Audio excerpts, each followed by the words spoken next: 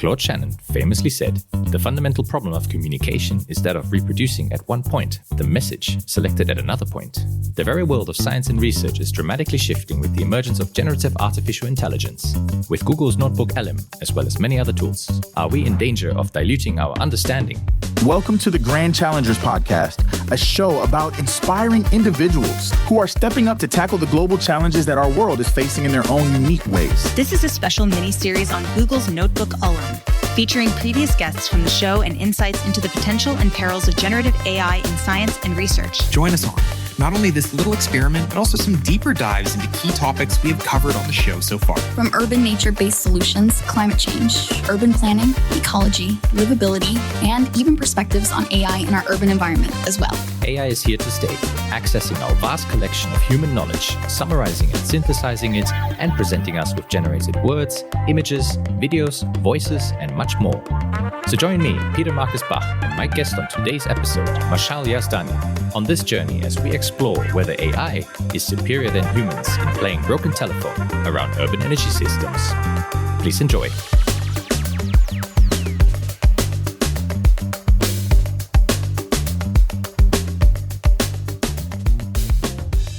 Welcome back, Mashael. Thank you very much for having me back. Hasn't been long since we had your episode. Actually, it was this year. So yeah, 2 in a year. That's pretty nice. Yeah. How have you been since? Yeah, I've been doing great. Quite busy with a number of projects and proposals and an upcoming, I feel self-conscious plugging this, but we have this Urban Future Symposium coming up, which we're planning. And so that's been really busy and nice. But overall going really well. Nah, shameless plug. Hashtag. Yeah. Never mind. We'll definitely put that in the show notes to get more people to join. Yeah. I think it's an exciting event, right? Because it's marking some anniversary of EMPA. Yeah, the 10th anniversary of our lab. And it's the first time we're running such an event, but it's meant to bring together not just academics, but also practitioners and policymakers.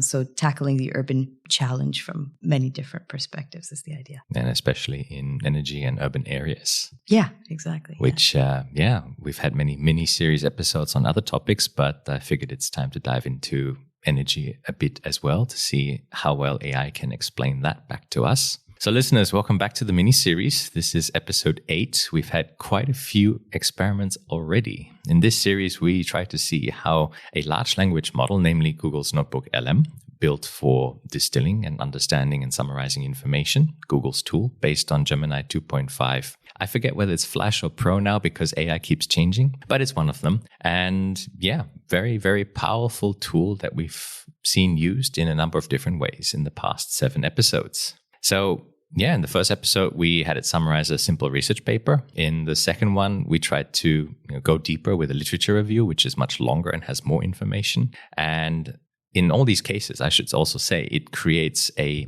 podcast style audio file, which we then react to. We then continue trying to do meta, having AI explain AI in the third episode. In the fourth one, we looked at changing it completely by prompting the tool just to modify the content, just a bit of a, danger zone, trying to highlight the perils of it potentially.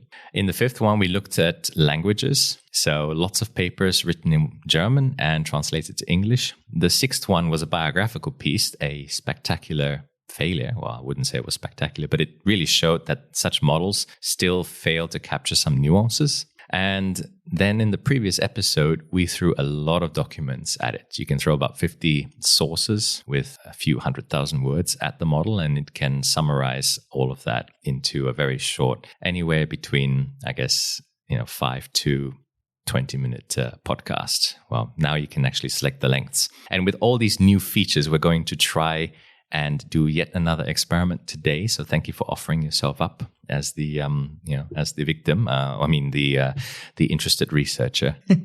Thanks a lot. I'm excited to see what comes out of it. Yeah. So I guess first off, what's been your experience with AI? What kinds of tools do you use? How have you used it? Yeah. So I guess it's becoming more and more an integral part of research in many ways, using it to help with literature reviews, to revise text. I mean, anything from that to supporting email replies, I guess, as most people are also using it, helping you with coding, designing an HTML page, on a website. Oh, yeah. All kinds of, I'm always unlocking new and interesting ways to use it. And I feel like if we don't do that, then we'll fall quickly behind, AI and in your own job. So if I don't use AI tools, then I won't be able to work as effectively as if I learned them. So yeah. And so I guess in terms of tools, you actually have used NotebookLM actually around the same time that I started using it. We came across the topic spontaneously on one of our first meetings. But what else have you used? Mostly, I would say, mostly ChatGPT. So I have a pro account there that I intended to subscribe for 1 month and then I just never canceled it. Yeah. So that's what kind of happened there. But otherwise, I've used Gemini, some image generators, but I would say mostly ChatGPT so far. NotebookLM, I haven't used extensively, just out of curiosity. Just saw it once when we were chatting. I had the curiosity of how it generates a podcast out of a paper from there, but I haven't used it much otherwise. Okay. Well, I guess maybe this experiment might convince you to use it more, or maybe put you off it for good, but let's see. So our experiment today. So we've done so many different things, but there was one fantastic idea that I guess you had a bit of an inkling to, and I also was, I guess, prompted by none other than Lena Mutzner a few episodes ago, who quoted this paper that sort of reported on AI being trained on its own data. And she said if the model gets trained too much on its own data, then it starts essentially killing itself, for lack of a better word. And so there's always this concern when AI starts learning of its own information. Is that just going to be, an endless rabbit hole of mishmash and trash, or is that actually going to give us new insights? Now, from your side, and we spoke about this in planning this episode, we remembered a childhood game, which is known as Broken Telephone. Could you explain to me what that game involves? Yeah, so I think many cultures probably have a version of this game, but you basically have kids sitting in a row or in a big circle, and you whisper a sentence to the person next to you, and then they whisper it to the person next to them, and so on and so forth until it comes to the last person. And then the last person is supposed to say what they heard out loud. And the fun of it is to see how much the message has changed from that first original message that was sent out. And so that's the idea. So it's a nice campfire side game that kids play. I certainly played it in school back in the day, and there were always funny results at the end because, things get lost in communication or maybe lost in translation. I've actually seen some YouTube videos since where there's like 3 participants and they all have non-English accents. And that makes the game even funnier because it gets so confusing what comes out at the end, and the reaction on the last person's face says it all as to how tricky this kind of game can be. And so the question is, can we actually play Broken Telephone with AI? It's not quite training the AI on its own data, but it's, I guess, something that comes close to it. Well, as a matter of fact, we can. So after doing the last episode 7, Belinda had actually asked me, given that she started playing with NotebookLM more, whether NotebookLM can transcribe or provide the transcripts of the podcast. And as a matter of fact, it can. Among the sources that you can enter into the tool, it includes YouTube videos and audio files. And the way it processes these sources is it attempts to transcribe it and use that text data to then process the new information. So we're not going to put in a million sources this time. We're going to go back to a single research paper, and we're going to run it through NotebookLM. And we will listen to 3 different summaries. So I've taken a paper. Let's go through this paper. It's a recent paper that you published together with a number of co-authors, and it's titled 10 Questions Concerning the Design of Urban Energy Systems, published in Building and Environment in 2025, volume 283. Head author Coralla, and then a few others, and you are somewhere at the end among the senior authors. Tell me a bit about this paper, and why did you choose this paper? Right. So this paper came out of our lab. There's 12 of us who worked on it. And in it, we tried to synthesize our knowledge across our different fields of expertise and across, of course, the literature to fill in some of the gaps that are there and provide some guidance for not just researchers, but policymakers and practitioners. And so we structured it as a series of 10 different questions. We talk about current trends in urban energy systems that we look at the different dimensions we have. So we have technical, environmental, societal, regulatory, and economic aspects. And then we break our questions down looking at different trends, challenges, and techniques that exist. So we look at changes in consumer behavior. We look at technology technological advancements, smart grids. These are all urban visions, different types of urban visions. So looking at the different trends, talking about challenges as well, for example, in regards to data availability, looking at uncertainty, spatial and temporal interactions, and also the context of the global south, opportunities and challenges, and then also techniques. So you talk about digital twins, urban energy system modeling approaches, their limitations, data science, artificial intelligence. And then we also have a section where we basically wrap it up in terms of looking at future urban energy systems in the direction of the goal to make them resilient, secure, fair, sustainable, and equitable in nature. So this is what I gave you as a summary of our graphical abstract, which you also find in the paper. And I think that that's more or less what we tried to capture, but really to guide the thinking and shed light on where we see there's still gaps there. And I thought this paper was particularly interesting for this podcast because what we did is a little bit of what we're going to challenge the AI, the LLM to do is give us a summary of a summary. And so effectively, that's what we did as researchers is we did a literature review of reviews and tried to synthesize the knowledge and fill in the gaps. And so I believe we still do a better job at that than AI, given the logic and the deduction and the various expertise that we have, and also the understanding of the human context. So I'm hopeful that we still have an edge over AI, and I'm curious to see then what comes out of this experiment, to see what it does as a summary of a summary. I tell you, if someone ever asked me about what holistic means, I'd probably show them this paper, because you really cover a broad brush of elements that all relate to urban energy systems. Yeah. So 10 questions concerning urban energy systems. And as you said, you cover a whole range of aspects, not just the technical. And I guess to quickly summarize these 10 questions, and we'll put the full paper in the show notes so that listeners can read this paper. I think it's a very interesting checkpoint in time in the work around energy systems and where they're heading. And so first question is about what lateral and vertical interactions are relevant to urban energy system design. So really that design question, but looking more holistically. Then we have how do trends in urban subsectors such as electricity, heating, cooling, and transport influence the design of urban energy systems? So you're really looking broader rather than just the energy supply, really anything that relates to energy at a general level. Then you look at what are the capabilities and limitations of energy system modeling approaches, the assessment, the quantification of it, really the evidence-based knowledge that we need. Then question 4, how can building energy demand and building stock modeling support urban energy system design? Going really micro scale. I think that's something that you also do quite a bit as well. Question 5, it's more about what role does the increasing availability of data and AI techniques play in urban energy system design? Bringing in the data and the AI question, given how it's changing our world. Then what environmental aspects should be considered in urban energy system design beyond operational greenhouse gas emissions? And so the paper also shortens urban energy systems as UES. So it's the acronym. It's relevant, foreshadowing.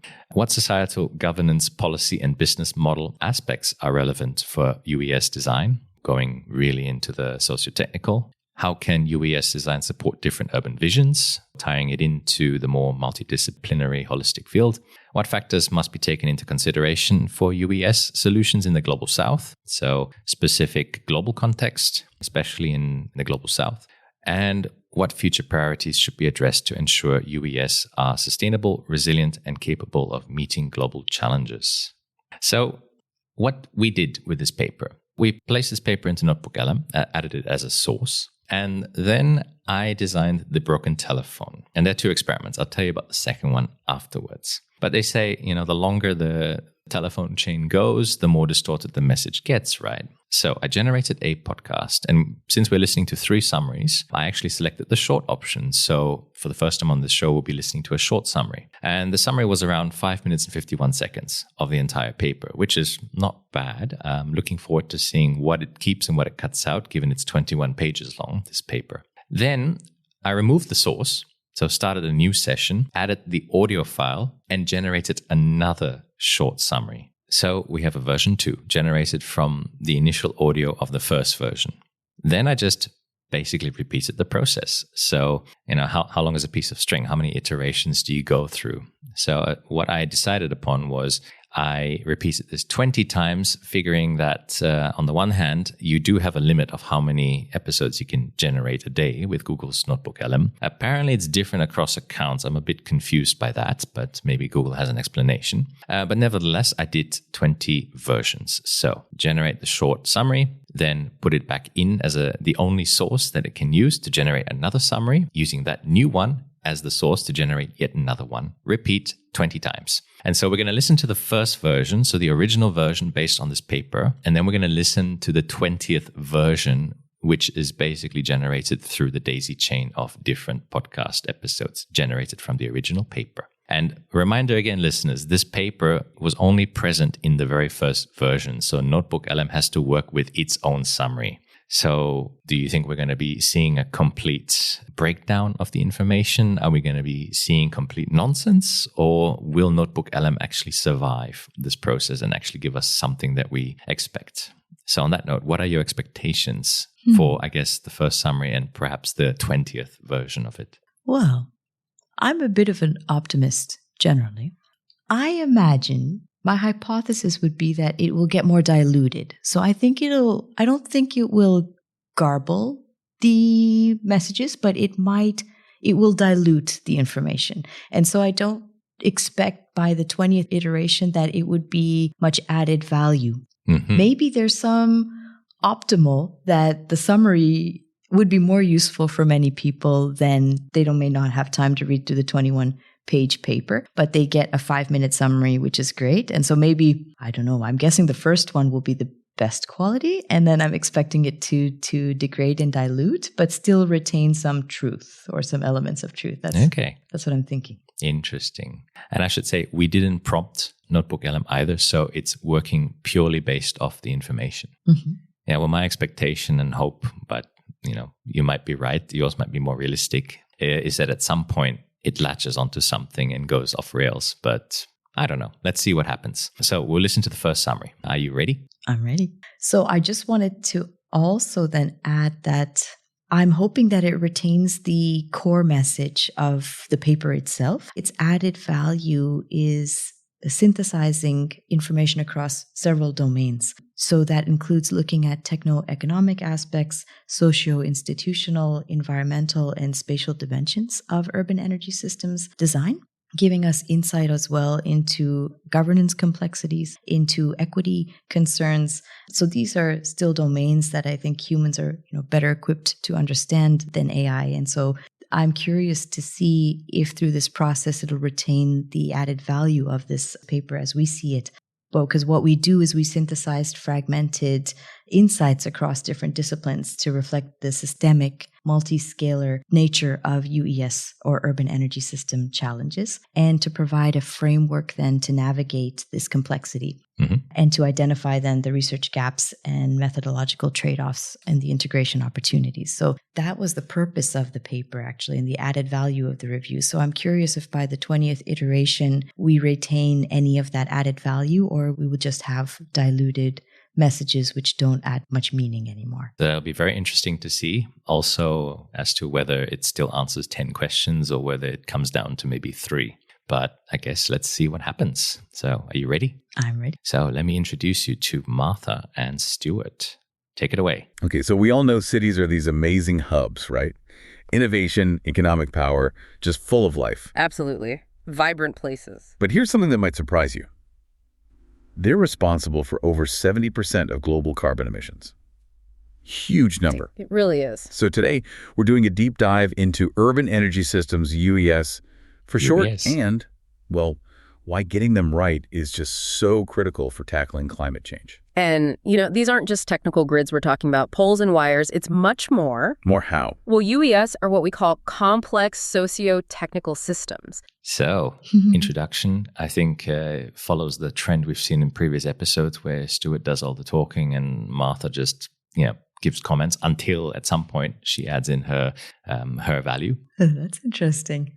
So Martha is always are they meant to be equal co-hosts? I'm assuming so. It's like a conversation between the both of them, but it seems that Stuart always starts with, all the explanation of the context and then sort of assumes the role of comic relief later on. So he mansplains stuff to No. Oh boy, is that the training data? I don't know.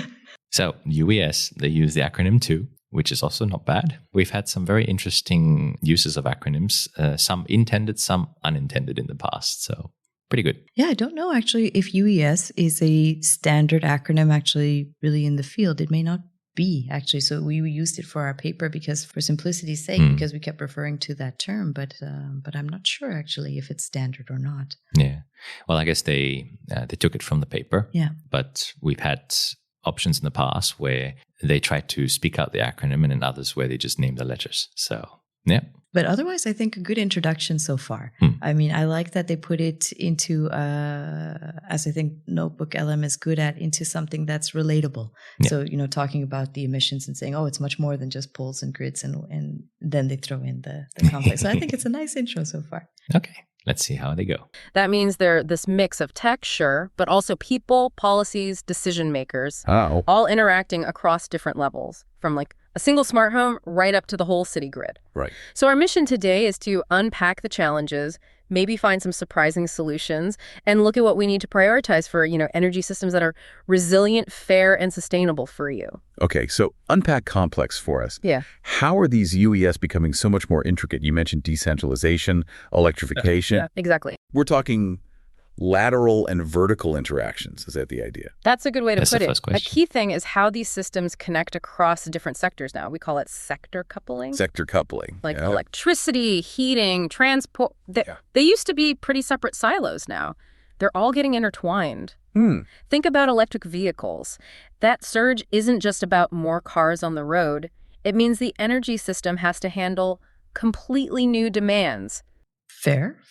Yeah. I mean, I think it's still in the introductory part where we're identifying what the challenges are and where the current state is. And they do use wording picked directly from the paper, which makes sense. So talking about silos, talking about these vertical and lateral interactions. Yeah. So I think, so far so good. Yeah. And they are bringing in the holistic picture. I guess that's what you would do in setting the scene, because things have changed. We're much more complex now. I'm noticing a few glitches there. So I think, attempts to make it sound natural. Yeah. Yeah. At the beginning, it sounded a bit robotic. Like it felt like it was, the tone was not natural at the very beginning. And now it seems like they've settled into the topic. Well, I mean, we've thrown them energy now for the first time. They're probably used to nature-based solutions and other topics. So try to deal with this. Let's keep going. New patterns. Right, charging times and all that. And even cooler, things like vehicle to grid, V2G. The idea that your car isn't just using power, it could actually become a mobile battery. Feeding power back into the grid when it's needed. Yeah. Wow. Okay, that's a big shift. But this interconnectedness, it must also bring new challenges, right? Vulnerabilities. Definitely. We're seeing how extreme weather, those intense heat waves, or even these things called Dunkelflautes. Dunkel what? Dunkelflautes. What? It's German. It means like dark lulls, extended periods with very little sun or wind. Ah, okay. A problem for renewables. Is that a Swiss term? I've never heard of it. Dunkelflaut, is that what they say? To be honest, before this paper, I had not heard of this term either. When I read this paper, I'm like, oh, what's a Dunkelflaut? So it's apparently, when there's a wind and solar, basically, I guess it's German actually, because they have such a high penetration of renewables. They face periods where they have challenges with renewable energy generation. And so I suppose it's come from Germany. Dunkelflauts, extended period without solar and wind energy generation. I guess it's the downtime. Exactly. But not just at night, but for solar. But in the case of terrible weather, cloud cover, like we have outside, it's supposed to be summer. Yeah, exactly. And I think when you have a very high penetration of renewables, then this really becomes an issue because you may not have sufficient generation at certain times. Interesting. Yeah. Exactly. Those kinds of events really stress these complex interconnected systems in new ways. So how do we even manage all that complexity?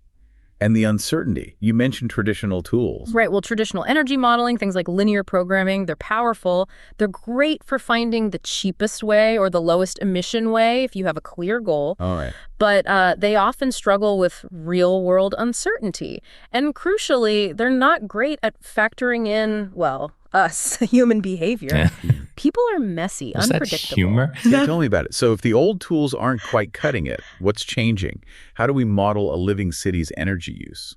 This is where it gets really interesting. The sheer amount of data we have now, combined with artificial intelligence, AI, It's a game changer for UES design. So I'm hearing elements across the questions, yes, which is nice to hear. Yeah, I think so. And they're not going in order of the questions necessarily. I think they're picking on different points from the different paragraphs within the paper, I can tell. It's interesting to see how they structure it actually compared to how we structured our paper. Yeah. Because, they're jumping around the different questions. That's true. I guess the holistic aspects, the commentary on Dunkelflauts, apparently several seconds worth of their time, must be something that attracts attention, I guess, because it's a term I haven't heard. So I've learned something new. And then really touching upon elements like data and AI, as well as comparing the existing with what we need to do to deal with complexity. Mm-hmm. Mm-hmm. Going good so far? I think so. I think so. I think it's a nice, user-friendly summary so far that's relatable.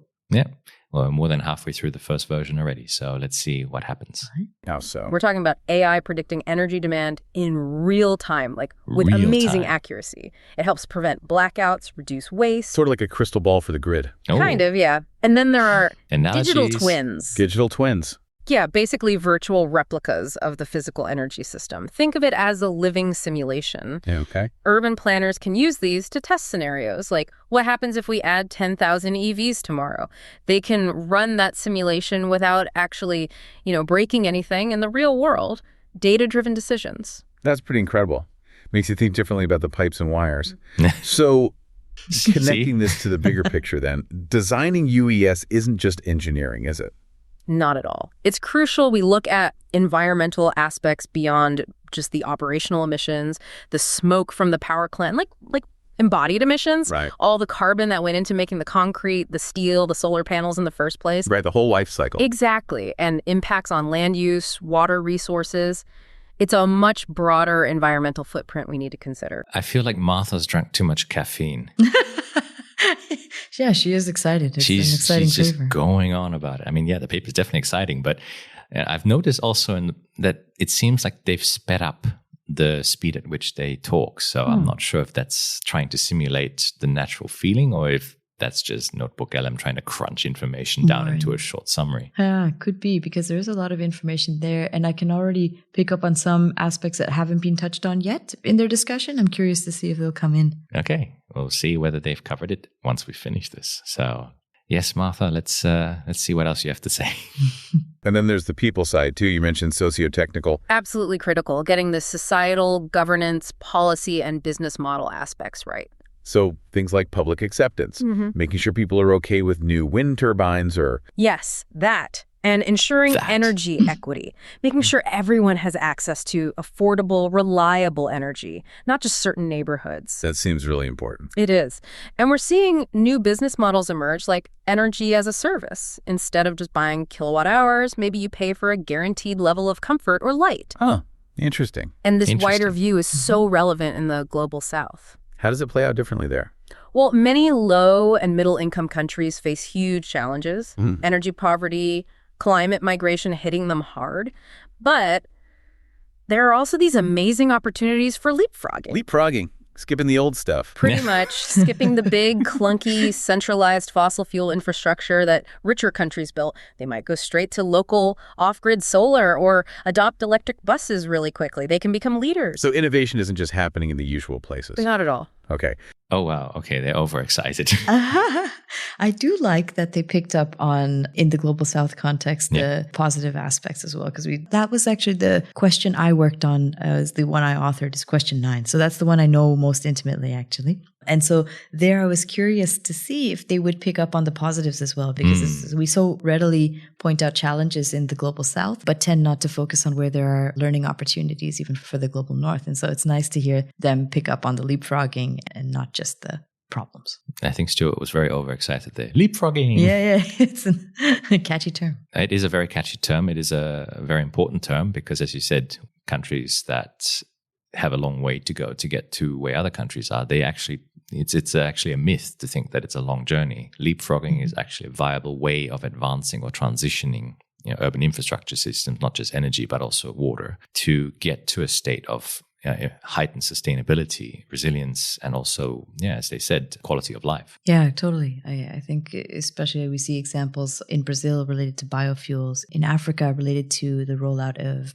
mini grids and microgrids because they don't have the national grid infrastructure. And so therefore they have some level of agility also to advance in microgrids and mini grids. And so it's there's opportunities as well. Oh, very cool. Very, very succinct. We have less than a minute left. Let's see how they wrap this up. Okay. So wrapping this up, what's the big takeaway? There you go. The future of our cities seems completely tied to getting these urban energy systems designed not just efficiently, but fairly, sustainably, adaptively. All of the above. It forces us to think holistically. It's this constant interplay. Technology, people, policy, the environment. You can't optimize one without considering the others. Right. So maybe something for you, the listener, to think about is this. If you really understood the energy flow in your own city, right from your apartment or house out to the wider grid, how might that change how you imagine its future, how you want it to be sustainable? That was it. Okay. The last point was, could have been more powerful. I know. She said, I don't have had any meetings. She said, what'd she say? She said, imagine the electricity going from your house to the grid and how you want that to change sustainably. I guess. It's like they built up to this whole thing and then there's a deadpan ending. Yeah, it could have been. Even if they had just read the conclusion directly, parts of the conclusion directly, they could have had maybe more impact. Because they did. But you know what? I can't blame them entirely either. We do have a lot of keywords in our paper that then they pick up on and then they put them in a long sentence, which sometimes in our own, writing, we're guilty of that. We have several string of buzzwords because we feel like it captures it all. So I don't fault them too much for that. But it does feel like at the end, if they felt like the key message was, this was meant to be the inspiration that they came up with, right? The takeaway, which they do a lot. Yeah. But usually they're very good. But this one was deadpan. It fell a little flat. But overall, and we will do a full evaluation of this at the very end, but for this first summary, based on the actual paper, what were your impressions? I think it's quite relatable to a broad audience. It picks up on several key points, which is good. Like we said, maybe the key takeaway at the end, I don't feel like was a real good key takeaway. So it does feel like a high-level summary of a more in-depth review. Yeah. But at the end, a review is a summary as well. So in a way, it's a summary of a summary. So it's like, of a summary, exactly. So I start seeing where we already lose some information. And this is quite important because this is all the information it has going into the next iterations. Right. So it should not get any better. No. Well, you never know. NotebookLM, I think, has access to Gemini's features, but it's built to not hallucinate. So I don't think we'll see any more in-depth additions in terms of the content. This is what it has to work with now. Right. I think, one question I feel like it missed entirely.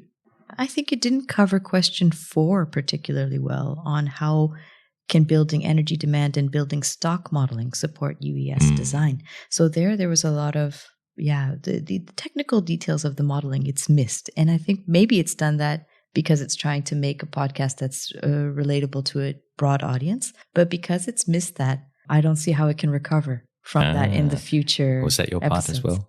No, it wasn't. Then it's fine. The Global South stuff is still, it has the buzzword leapfrogging in there. So they're still excited about that, which I'm happy to see. But I can see that I can see some of the questions have been eliminated. So how many do we have? I recall the first one, the third one. We have the Global South in there. Yeah, that was question 9. Yep. Let's see, I don't have the order of the questions memorized, but it basically was loosely structured in terms of first trends, challenges, techniques. These were the different categories that we had. Yes, so they covered the subsectors. Question 1 was lateral and vertical interaction. So they touched on some aspects there. Of course, not everything. 2 was subsectors. So we've had that. They did mention that at the beginning of how all of these different energy carriers and needs are coming together. And Dunkelflats are mentioned for the first time in that section. So, right. So they covered that. And that makes sense because those 2 are very introductory types of questions.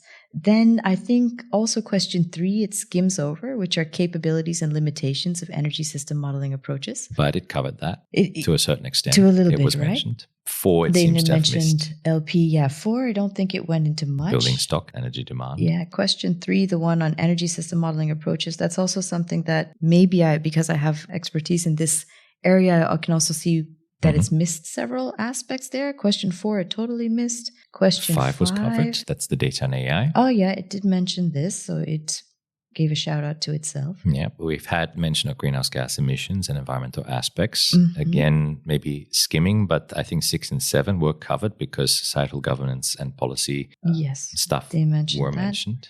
And urban visions, they didn't delve too much in, actually. I would say that they didn't handle very well because we talk about this 2,000 watt society, 15-minute cities, net zero, positive energy districts. And that's a shame because that's something that people can latch onto, exactly, right? It's storytelling there. So they missed an opportunity for storytelling, I think, there. 8, it's missed. They didn't talk about sufficiency, efficiency. Yeah. Interesting. So that was question 8, they did poorly on. Question 9, they did a little bit. And 10 for future priorities, I guess they also tried. So we've gone from 10 questions down to 8. Seems so. Something in that order. Probably there's some more I'm missing that they're missing, but yeah. So if we ever tell it to rewrite the paper, the title will be 8 questions concerning the design of UES. Yes. But with that, knowing that that's all it has to work with, we will now go into what happened to the broken telephone. And strangely enough, the first one was 5 minutes and 51 seconds. This second one, for whatever reason, is 7 minutes and 15 seconds. So I would have actually expected it to be shorter, but it's longer for whatever reason. So either Stuart is faffing on for longer or Martha felt that she had to explain something deeper. I have no idea. But are you ready for the 20th summary? The summary of a summary of a summary of a summary of a summary. You get the point. This is the 20th iteration. Yep. Oh, dear. Okay. And it's longer than what we originally started with, which says a lot. Both about us and AI. Yeah. Well, without further ado, let's dive in. So take it away again. So I read this statistic, and it's kind of staggering. Cities are responsible for over 70% of global carbon emissions and energy use. Yeah, it's a huge number. Absolutely huge. It really makes you stop and think. Yeah. But I suppose it's also a massive opportunity, right? A chance to completely rethink how our cities get their power. Precisely. And that's really what we want to dive into today. So once again, Stuart doing all the talking and Martha just there. As you said, mansplaining. But then Martha takes the lead a little bit later. It seemed in the last time. That was definitely the case. Let's see if it's the case here. That could also be an interesting observation. Starting with the same stat, 70% carbon emissions. Interesting. Yeah. These urban energy systems, they're incredibly complex. Complex how? Like more than just power lines and stations. Oh, much more. Stations. The key thing to grasp is we're not just talking physical kit, wires, power plants. We actually call them socio-technical systems. Socio-technical. Okay, break that down. Sure. It means the technology, the technical part is tangled up with people, our habits, the rules, the policies, the business models. That's the socio part. Okay. So it's the tech and how we interact with it. Exactly. They're intertwined. Think of it maybe like a city's metabolism. Like a living thing. Kind of, yeah. Energy is constantly flowing in, waste is flowing out. And that flow, it's shaped by the tech, sure, but also by our daily choices, by regulations, by money. It really does behave like a living system in some ways. That's a really helpful way to picture it, actually. The city's metabolism. Interesting. I feel like it's starting to take on a life of its own. It's a completely different angle so far. Yeah. It's nice. It makes interesting sense. stuff. I mean, there's a metabolism. I don't think we use that word in our paper, but they're giving it a story. But I don't know if they care about the paper anymore. I don't even know if they realize there was a paper. It's clearly they don't. Usually, if there is a paper, they will say in some cases, but clearly no. Yeah. But yeah, metabolism wasn't even mentioned in the previous iteration. Well, in the first iteration, This is number 20. So it's really taking on its own story. I'm curious. Let's see. So our mission for this deep dive then is... He's announcing it. To untangle that. Pretty much. To untangle what makes these systems work or sometimes not work and focus on how we make them efficient, resilient, fair, and crucially, sustainable. And you mentioned this idea of whole system thinking being key. Absolutely essential. It means getting everyone, planners, engineers, social scientists, communities talking, sharing data, adapting together. Right, not just working in silos. Exactly, which leads nicely into concepts like sector coupling. Sector coupling, what's that about? Well, for ages, we've treated electricity, heating, transport all as totally separate things. Different grids, different fuels, different rules. Yeah, that sounds familiar. Sector coupling is about breaking down those walls. So elements still remained. Some elements are still there, yes. 2 minutes in, and It's not bad for a 20th iteration, I guess. Hard to tell. I mean, this is still very high level. Yeah, that's the thing. It's very high level. So it's, again, high level of high level of high level of high level of high level 20 times over. So what do we expect to come out, actually, other than something quite high level with some relevant points, but nothing, let's say, unexpected or mind-blowing. Probably mostly stuff that's intuitive to most people. True. So I don't know about the added value. That's a very interesting point. Quite important as well. So let's see if they can add value to that. Integrating them. How does that work in practice? Like, give me an example. Okay, imagine a city has loads of solar power in summer, maybe more than it needs right then. Right. It's just the sunshine. Instead of just wasting that excess, you could use it to generate heat, store that heat underground or in large tanks, and then use it for the city's district heating system months later in winter. Storing summer sun for winter warmth. Clever. Or use abundant, cheap wind power, maybe overnight, to charge up the city's entire fleet of electric buses. You're matching supply and demand across different sectors, making everything more flexible, more efficient. That flexibility sounds like a big theme. It's interesting because we didn't talk about these aspects in the paper. I mean, because we don't talk about the challenges of wind and solar because those are well known. And so that was not the added value of the paper talking about these challenges, but they are generally challenges. And so I think that they're picking up on that and discussing general challenges, which everybody knows exist. But again, don't add great insider. It's kind of general knowledge. Exactly. So it's becoming more and more dilute and further away from the 10 questions. I don't know if we've directly had any of the 10 questions so far. Before we could put them, like we went through it and we found 8 out of 10. Yes. But now I don't know yet if there's any one that comes to mind, except high-level intro points that are even more diluted. Sector coupling? I don't know. Oh, yeah, sector coupling. I mean, they've mentioned renewables, but not and the diversity of energy sources. Yeah, and actors that are there, that it's socio-technical. So that's a word that we used as well. EVs have been focused on electric buses now. Did you ever talk about electric buses? Not that I remember. I mean, I didn't write that section, but I don't think so. Okay. I don't think particularly. So, very curious. It's a whole new paper, but more general. It's not even, I don't know what it is. It's not a paper even. I don't think you can write a paper out of it. It's a bedtime story. A bedtime story. A perfect description. All right. So listeners, if you ever want a bedtime story, generate it 20 times. This is a tip. Let's keep going. Does something like vehicle to grid, V2G, fit in here too? It does, yeah. V2G is a great practical example. Your electric car isn't just a load taking power. It can send it back. Okay, exactly. I remember this. It acts like a mobile power bank. Picture a heat wave, everyone turns on the air conditioning, grid demand spikes. Stressful time for the grid operators, I bet. Definitely. But imagine thousands of parked EVs pushing a little bit of power back to the grid just for that peak hour or two. It helps stabilize everything. Okay, that sounds potentially game-changing. But you mentioned coordination. Sounds complicated. Immensely complicated. That's the big hurdle. Millions of vehicles all needing to talk to the grid, respond to price signals without messing things up. It's a huge IT and coordination challenge. Right. And what about when the renewables aren't producing? Cloudy days, no wind. I've heard people worry about that. Germans have a word for it. They do. Dunkelflight. There we go. Basically. It's a very I'm real happy. challenge. So what's the answer to the Dunkelflight? Well, there's no single silver bullet, but 2 big things are needed. Before we see what those 2 big things are. Okay, I'm happy. It's kept the Dunkelflauts through 20 iterations. I think what I'm noticing is it has certain keywords that it likes. And so Dunkelflaut is an interesting one. Vehicle to grid. While it was ongoing, I did a quick search for how often we mention the word vehicle to grid or talk about it in the paper. Yep. I find it twice in 2 sentences. So we don't delve into particularly vehicle-to-grid technologies in the paper. We do mention it in the context of the question set, but I'm noticing that it picks up on some nice words and then it'll just talk about them. So even though that's not the point of the paper or the question at all, it's just something that's relatable and that gives you a nice bedtime story. True. Well, Dunkelflaut is mentioned 4 times. Yeah, so they really like Dunkelflaut. I imagine my prediction is that they'll keep leapfrogging because that's exciting. Nice prediction. Let's see what happens. See. But that's also because you hope that they're going to cover the global south. I hope Let's so. hope they I do hope that. it doesn't get lost. For your satisfaction. First, much better grid connections between regions, even countries. If it's not windy here, it might be blowing strong a few hundred miles away. Share the power. Okay, bigger grids.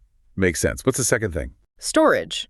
But not just batteries for a few hours. We need breakthroughs in long-duration energy storage. Stuff that can hold massive amounts of energy cost-effectively for days, maybe even weeks. What kind of tech are we talking about? Yeah. Beyond lithium-ion. Oh, yeah, way beyond. People are working on advanced flow batteries, storing energy by compressing air in underground caverns. Compressed air, wow. And even using gravity, like lifting huge concrete blocks up old mine shafts when power is cheap and then letting them fall, spinning a generator when power is needed. Lifting weights to store energy. Okay, that's creative. Yeah. Managing all this, the renewables, the V2G, the storage. So we didn't really talk about storage at all. Not really. No, I don't think. I'm just looking through the paper for keywords of storage, and we don't. What I'm just laughing at. And so listeners, if you want to know more about gravity storage, there's a whole podcast episode. Go look at episode 46 with Mark Swinnerton. We actually cover what he and his company is doing with using disused mine shafts for gravity storage. I'm trying to remember if I generated this before the episode came out or after the episode came out, because you never know. Maybe it searched YouTube for all this information and then retrieved it. I have no clue. Yeah. So just a question, maybe, because it only got our paper as an initial source, the rest of the knowledge that it's filling in is coming from where? From Gemini. From Gemini, okay. Which has access to Google's entire information database. Okay, so it's basically doing a web search on these different... I assume it would. You don't see what is actually happening. It doesn't show AI, that NotebookLM doesn't show the chain of thought. It doesn't show its thinking. So it's actually hard to tell. But you can do a deep research on Gemini and you can actually see what it's looking at. So, right. It gives you the thought process, but in NotebookLM, you don't see where it's coming. Because I'm curious where they came up with this line on storage where we never delved into that. So it's coming from external sources. So it's basically, I can see it's taking a set of keywords and building a narrative around it. True. That seems to be what's happening 20 versions later. Right. We're more than halfway. Let's see what happens next. The grid needs to be smart, right? Is this where AI comes in? AI is becoming absolutely essential, yes. Not just for forecasting anymore, but for active real-time management, predicting problems before they happen, rerouting power, coordinating millions of devices, EVs, batteries, smart thermostats. And I've heard the term digital twin used in this context too. Yeah, a digital twin is basically a live virtual copy of the entire energy network. It's constantly fed real-time data. So like a simulation, but live. Exactly. Planners can use it to run what-if scenarios. Yeah. What if we add 10,000 EVs here? What if this substation fails during a storm? You test resilience, optimize things in the virtual world first. Okay, the tech is clearly advancing fast, but let's circle back to that socio part you mentioned right at the start. The people, the fairness. Crucial, absolutely crucial. This energy transition, it only really works if everyone benefits. We can't create a system where, wealthy areas get smart grids and cheap solar, and others are left behind on older, dirtier, less reliable systems. So I remember in the previous summary, when we got to this point, this is where the global south started coming in. So let's see if it goes there now. Let's see if it goes there. That sounds like a recipe for inequality. It is. Equity has to be baked in from the start. Public buy-in really depends on people seeing the benefits, having access, feeling it's fair. And thinking globally now. Many cities, say in the global south, are still developing their global south. Do they just follow the old fossil fuel path? That's the risk. But there's also this amazing opportunity called leapfrogging. Skipping the old centralized polluting infrastructure, the giant coal or gas plants, and jumping straight to modern, decentralized, cleaner systems. And they explain it much better here, I feel, than in the previous version. Maybe some parts, because they've now, before they were trying to make it fit the 10 questions, And so it was harder for them to build a narrative. But now that they've built 20 iterations of their own narrative, it's becoming smoother for them. Interesting. This is like watching a football match. You're hoping for a particular, word to be mentioned. That's essentially the goal. Yeah. Okay, Global South leapfrogging. We have less than a minute left in this summary. Let's see how they finish it. Think widespread local solar, community microgrids, electric buses right from the start. So building it clean and resilient from day one. Exactly. It's a really hopeful prospect for many places.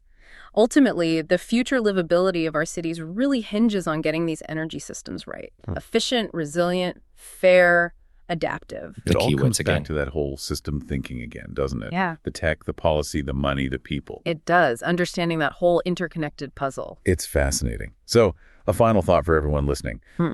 Maybe take a moment to consider where your electricity or heating fuel actually comes from. Does thinking about your city's energy system as this living, breathing metabolism change how you view its future? Yeah, imagine your car helping power the grid, or smart devices quietly optimizing energy use in your home without you even noticing. What changes would you want to see in your own community?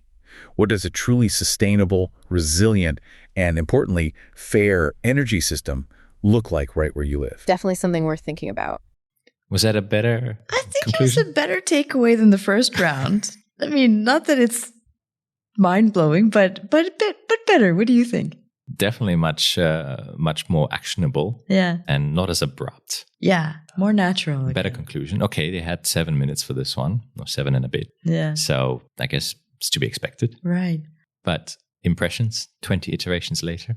It has moved away from the paper, I would say. Completely. Yeah. So if we went through this questions exercise, maybe they got data and AI a little bit. That was the one that maybe stood out in my mind. Global South. Global South. But again, they only pick on one paragraph of the entire Global South question, which is their favorite word, leapfrogging. Yeah. So most of that our section. Favorite word too. Yeah.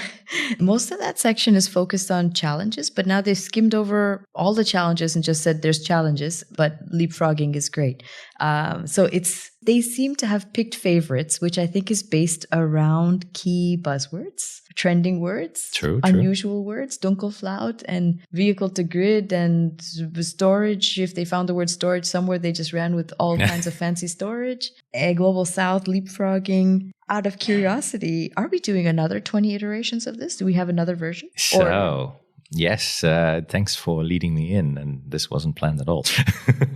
So given that I did check how well the summary was, and I was personally hoping that it would completely go off the rails, but it didn't. Mm-hmm. And so after 20 iterations, I said, well, if I'm going to try and achieve that, I might have to do 100. But given that time and computational constraints, and we know AI has an impact on the environment, I had to change my experiment a bit. And so that brings me to the second version that we're going to listen to. And this time, what I've done is, rather than just, straight up replacing the audio and doing 20 iterations, I thought I'd use another feature of NotebookLM. And so this time we're playing Broken Telephone across 18 languages. Oh, wow. That's going to be interesting. So how does this work? I took the English summary that we heard, the very first one, and I made a new summary in German. And then I took the German summary as the only source and made a new summary in French. And I repeated this in Italian, Spanish, Dutch, Romanian, Japanese, Danish, Portuguese, Swedish, Chinese, Malay, Serbian, Vietnamese, Turkish, Korean, Afrikaans, Urdu for you. And finally, the 20th version back into English. That's really interesting. Now, the inspiration for this also came from many memes I've seen on the internet. I've already mentioned one, the broken telephone across different accents. But I've also seen people putting things into Google Translate and trying to translate something into another language, and all the words sort of sound the same. So these kinds of tongue-twister confusion things. I also used to see someone who sort of translates song lyrics into multiple languages and then back to English and then tries to sing it. So inspired by all this, I thought, how can I make NotebookLM go off the rails? And I thought, this might be the solution. And so conveniently, we have a shorter version, which is 5 minutes and 34 seconds. So not too much shorter, but I'm curious to see what happens. I'm expecting Dunkelflaut to still be in there. Let's see if Dunkelflaut survived the translations. All right. Are you ready for this? Ready. All right, let's go. Welcome to the deep dive. Today, we're getting into something really fundamental. the future of energy right here in our cities, our goal, to unpack this crucial and, pretty complex topic for you fast. And it really is crucial. The data we've looked at is Stark cities pump out over 70% of global greenhouse gases. Stark cities. So this isn't some future problem. It's right now. And, lots of people think, new tech will fix it. But it's much more tangled than that. The sources call it a socio-technical system. Socio-technical survived. That survived. Interesting. But I don't know what a Stark city is. Stark city. I don't know what they mean. A big city? Strong city? Is a Stark city? Maybe. Okay. Okay, socio-technical system. Let's break that down. Does that mean the tech itself isn't the main thing, or just that we're maybe looking at it the wrong way? It means urban energy isn't just about solar panels or smart grids, important as they are. Yeah. It leans just as heavily, maybe even more on, people. Things like our lifestyles, government rules, the economy, how much energy costs, and crucially, whether people actually trust these new systems. Honestly, the best gadget is pretty useless if nobody wants to use it or if they just can't afford it. That's the real bottleneck sometimes. Yeah, I see that. We're definitely seeing the landscape change, right? Moving from those huge power plants to more local stuff like solar on people's roofs. But doesn't that create its own set of problems, new vulnerabilities? Precisely. Yeah, it puts new kinds of strain on the electricity grid. So completely generalized again. Yeah, totally. Again, just even more of a random story with now words that you don't even understand what it means, like Stark cities. Yeah, well, that's the only exception. But so far, the topic is still on point. Yeah, that's true. They still, kept these general ideas. And so I guess general ideas beget general ideas. Yeah. So and then they translate them back.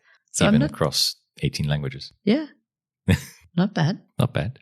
Especially with what the research calls sector coupling. Sector coupling. That's basically where things like electricity, That's nice. heating, heat pumps, and transport electric cars all get linked up to the same grid. Mm-hmm. Demand just rockets up. Okay, so what's the actual risk there? If demand goes way up, and can tech nudge that human behavior you mentioned, or is this just something policies have to fix? Well, picture this.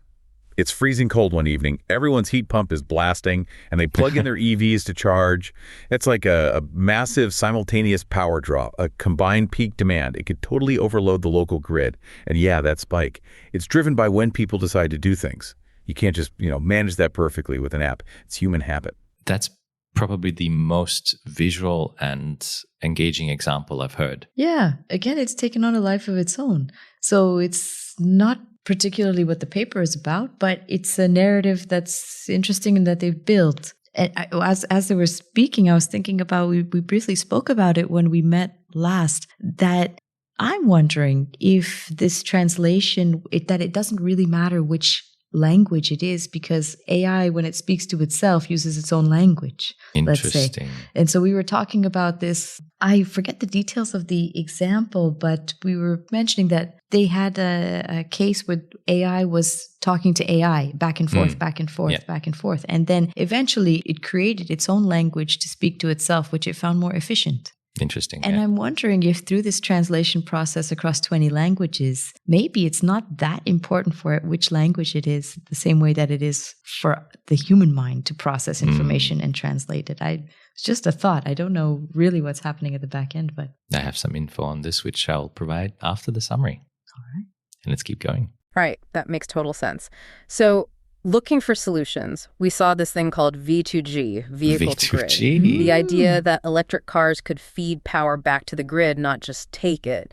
How realistic is that given the people factor? Well, technically, V2G, it's definitely doable. The tech is there or getting there very fast. Yeah. But you hit it, the hurdles are socio-technical again. Will people trust letting the grid control their car battery?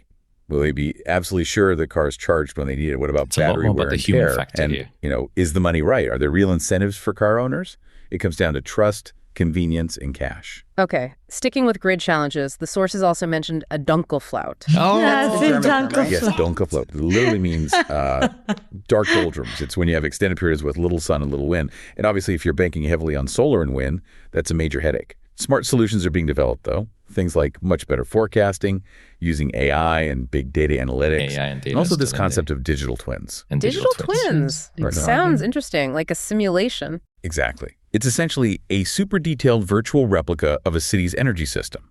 You can run what-if scenarios on the twin, like a Dunkelflat, or a massive EV charging event without messing with the actual physical grid.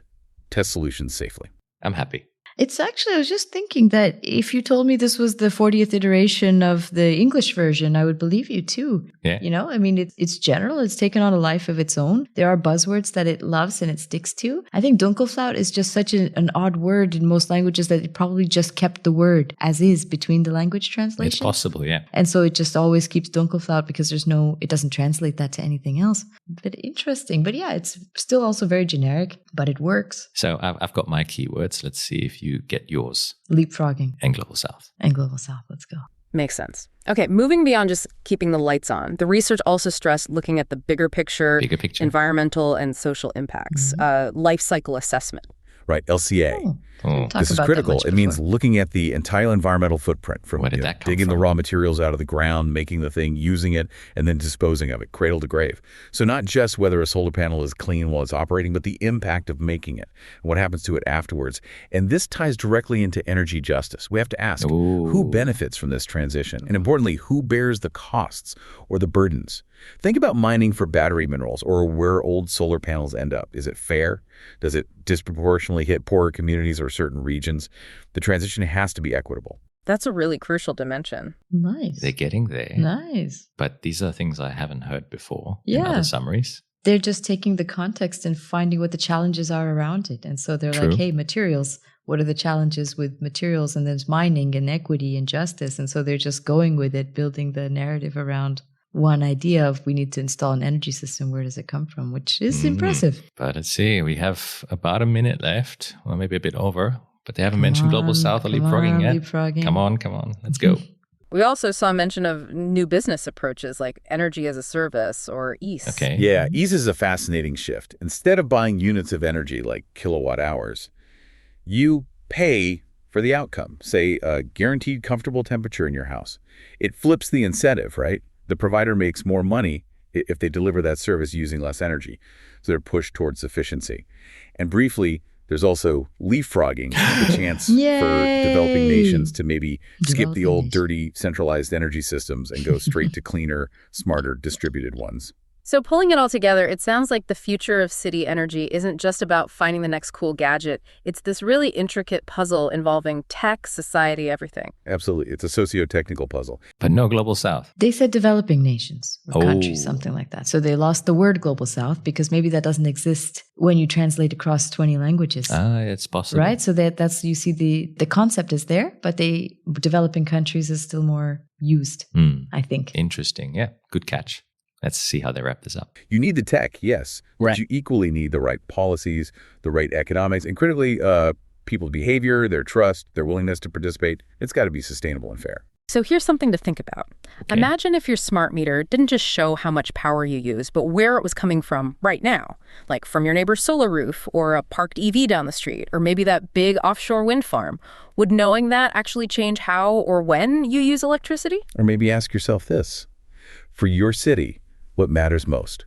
Is it rock-solid reliability above all else, the absolute lowest cost, getting to zero environmental impact as fast as possible, or finding somehow the right balance between all three? Thinking about those trade-offs is really the first step for all of us. Now, that's an interesting conclusion because that's something they haven't talked about yet, which we do talk about in the paper, is you have competing objectives and having this multi-objective optimization and tackling that. And it's the first time that they've picked up on that. It's like they've come back around to a concept in the paper that initially they missed. Interesting. What a way to conclude this experiment. Yeah. So what did you think? Very interesting. There are some aspects of this just maybe by chance that it looped around back to some concepts it didn't talk about before. It didn't talk about life cycle analysis before. Yeah. It didn't talk about this multiple objectives. So I think maybe it's for me, one of the more interesting takeaways out of the three that we've listened to. Mm-hmm. Has taken on a life of its own. Yeah. If we were to go back now, I pulled up the key recommendations in summary from our paper. Yeah. Let me read them to you and you tell me if they seem like they relate to this summary at all anymore. Because I think already on the second iteration, we had lost them. Even on the first round, we didn't have many of them. So I'll give you a few of those. Okay. The first one was, so we say to summarize, the paper has the following recommendations for future research and advancing UES design. So we've also lost the UES term completely. True. That was only in the first version. So we say we have to move beyond single objective optimization towards identifying robust and near optimal multi-objective solutions that account for uncertainty, stakeholder diversity, and institutional inertia. So uncertainty is an aspect actually they didn't talk about. Did they in the first? They've mentioned it, but they lost it though, right? I think they lost it. They lost it. This single objective optimization, now they've just by chance, I think, come back to it in their conclusion of the very last one. Which is very interesting. Yeah. Then we have integrate modeling tools within broader decision support frameworks that couple technical outputs with governance, behavioral, and equity considerations. So they've lost the modeling part completely because we talked a lot about modeling in the paper. Although they do mention digital twins in all three versions. Yes, they like that buzzword, exactly. Which is a bit, it's a much type of model, but it's further down the road than just exactly. So I think it's mainly because it likes the word digital twin is catchy. So it keeps catchy terminology, which tells us something. Design UES that are context aware, reflecting urban morphology, social practices, and governance capacities, particularly in geographies in the global south. Establish shared, open, and standardized data infrastructures, including ontologies and knowledge graphs to improve transparency, comparability, and reproducibility across models. So that I think they maintained at least some data aspects sometimes, but not much more depth than that. Okay. And then there's two more. One is foster interdisciplinary and transdisciplinary collaboration by embedding different types of stakeholders throughout the design process. So I don't know if they've really mentioned that. I don't feel the topic like of really stakeholders hasn't come up right? as much. And so that was a key message that was lost, even in the first iteration. And evaluate trade-offs, not just in terms of metrics, such as cost and emissions, but in terms of life cycle impacts, resilience, equity, and adaptive capacity. So the life cycle happened again to come in. I think they didn't mention it in the first two. I don't remember hearing it. And so now they by chance come back to it in the last one. So it's quite a divergence. I don't think any of our 10 questions really, bits and pieces, I guess, but not really the heart of any of the questions exist, which I suppose was expected. It would be really funny if the paper you published found its way into Gemini's training and basically the summaries sound okay because that information was still available somewhere in the cloud or in the neural network. Yeah, and if it's popular enough, right? Because I guess it goes by so digital twins is much more popular than optimization modeling as a term. So that's what it catches on to and it retains and it's excited about compared to. True. And I wonder if we didn't have the word leapfrogging in the paper, what would have happened to the Global South? That would have been interesting because it retained it. Global South changed, but the meaning was still there, as you pointed out, which I completely missed. But yeah, it was something that I was quite impressed by when I sort of briefly skimmed the text as it was doing the translation, because I had to check when I could stop. And I looked up language translation because, to be honest, I tried to take one of the sentences from your paper and run it through different languages on Google Translate and then realized that I was practically getting the same thing over and over again. And so this led me down an interesting rabbit hole to explore how language translation has worked with machines. And so for a brief summary, and we'll put some links to this in the show notes, but it started in the 17th century up to the 1980s where this first proposition came and people explored the concept of universal languages with mechanical dictionaries, so-called. So the idea was to try to understand how to translate between languages using linguistic rules and dictionaries. Then in the 1980s to the 2000s, we had the introduction of statistical machine translations. So this was where they basically analyzed bilingual texts, looked at word pairs, and tried to come up with models, statistical models of the likelihoods of words appearing together. And this is what we know as some of the first Google Translate features when it first came out. But often these were awkward, grammatically incorrect, and therefore they were not as reliable. And from 2010 to now, we use the so-called neural machine translation methods, where we now have neural networks that model the translation process. So trained on texts from professional translators, and this is what has led to more fluency and coherence. And it's the dominant approach now. And so with so much training data between languages, I guess it is to be expected that the translation now is, I think, close to flawless. Other than Stark Cities. I wonder what that one was. I also wonder where that came from. But yeah, the fun we had 10 years ago with trying to run things through a translation program and seeing what happens 20 iterations later has kind of been squashed. Because it does a pretty decent job. And I'm sad because it would have been an amazing comedic moment. But better for science and society that Definitely. we don't have this problem happening. And I think it's incredibly impressive how a lot of the information is retained, even if it works based on buzzwords. Having the pool of knowledge available allows NotebookLM to still put a coherent story together. So, yeah. Yeah. So I guess, did it match your expectations? You said it would dilute a lot of the information. I suppose so. It did dilute tremendously to the point where you question if it really adds value. Like you mentioned, the environmental footprint of AI is also massive. And so if we have this proliferation of AI data and it gets mixed up with what we have as real data out in the world, and it's basically AI learning from AI, it can exacerbate problems and it can dilute information without any real gain. So I think the question that comes to mind for me is, what is the added value of this process of AI giving us summaries of summaries of summaries? And I guess I did that experiment. So listeners, you don't have to, just to show you what will happen. Makes me think of episode 4, where maybe I should go and prompt it and see what happens if you prompt it and start changing words. We'll have a very jalapeno kind of summary at the end. Listeners, go listen to that. I feel it's my finest work of art. Believability. If I didn't tell you this was AI generated, what would you have thought? I would think that it is a high-level summary, for example, that might be for a public audience. It's not bad in that sense. Like, it points out issues that I'm sure many people are not aware of, who are not in an energy field. So I don't think there'd be much to gain from it from anybody working within the energy field, but then maybe that's not the point. Maybe it's to reach a broad public audience. And so maybe it serves a purpose in a certain context, like many things do.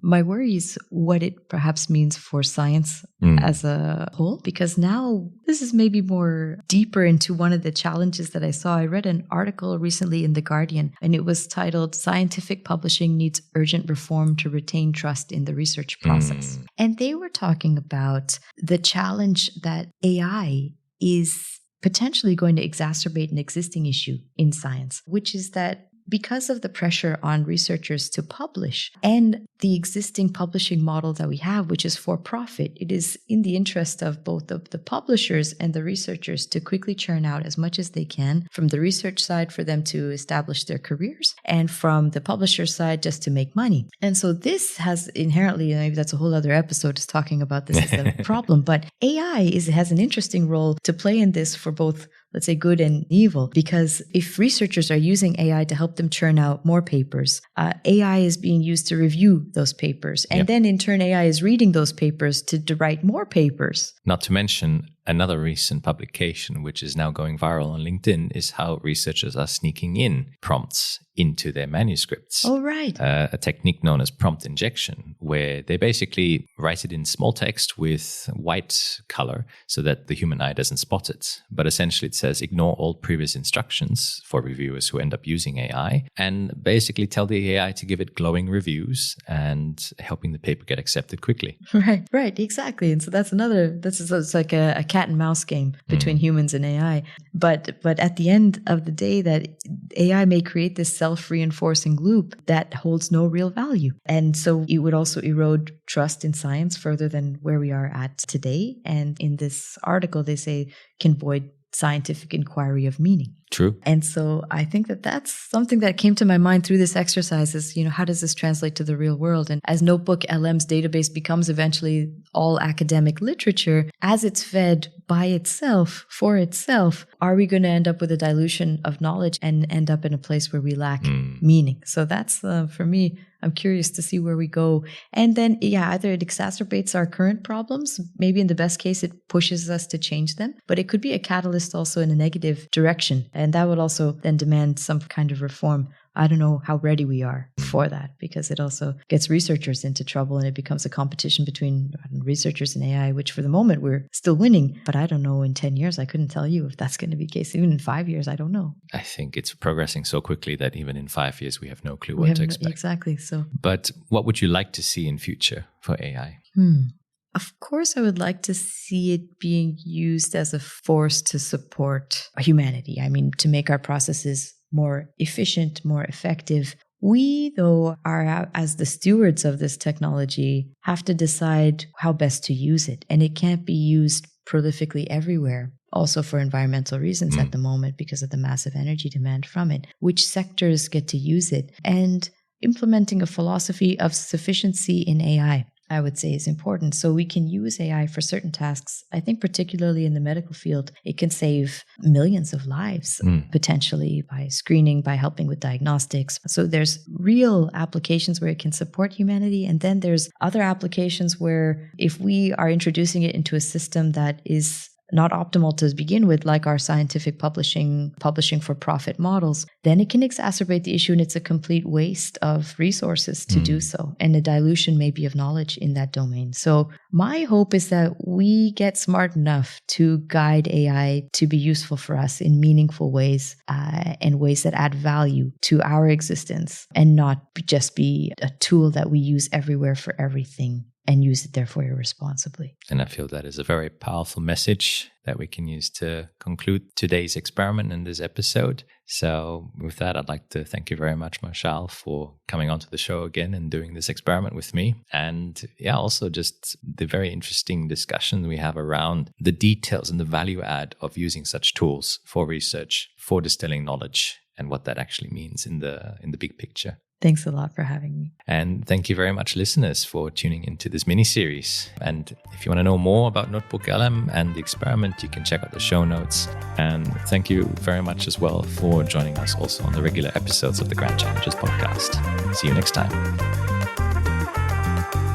If you like this episode or the show in general, follow it on Spotify, Apple, or wherever you get your podcasts from to be notified of the latest release as soon as it becomes available. Check out the show notes and many other episodes over at petermbach.com/podcast or join the LinkedIn group and share your thoughts. The podcast's intro and outro song for this mini-series is called Funky Fortune by Danny Shields. Stay tuned for our next episode in this mini-series to find out more about how AI may or may not tackle the grand challenges